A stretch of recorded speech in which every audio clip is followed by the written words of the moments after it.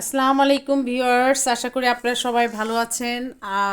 আমি আমার ইংলিশ গ্রামারের আর্টিকেল পর্বের আজকে শেষ পর্ব, এবং আমরা কীভাবে আর্টিকেল হিসেবে ব্যবহৃত হয় সেন্টেন্সের মধ্যে, দি কীভাবে ব্যবহৃত হয়, অ্যান কীভাবে ব্যবহৃত হয়, এগুলো নিয়ে আমি আলোচনা করেছি।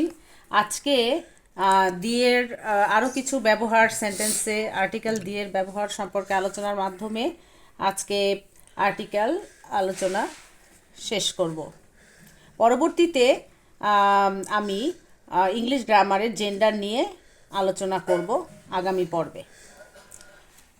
দুয়ের মধ্যে তুলনা বোঝাতে অ্যাডজেক্টিভের কম্প্যারেটিভ ডিগ্রি এর পূর্বে দি বসে। যেমন Rupa is the better of the two girls. এখানে দুটো গার্লসের মধ্যে তুলনা বোঝাতে বেটার বসেছে এবং তার আগে দি বসেছে, আর্টিকেল দি বসেছে।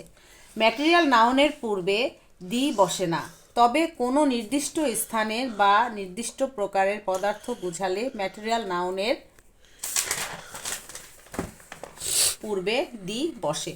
যেমন the perfume of Saudi Arabia is famous. Saudi আরাবিয়ার পারফিউম এখানে স্পষ্টত বোঝাচ্ছে, এ কারণেই এখানে পারফিউমের আগে দি বসেছে। Material noun, perfume material noun.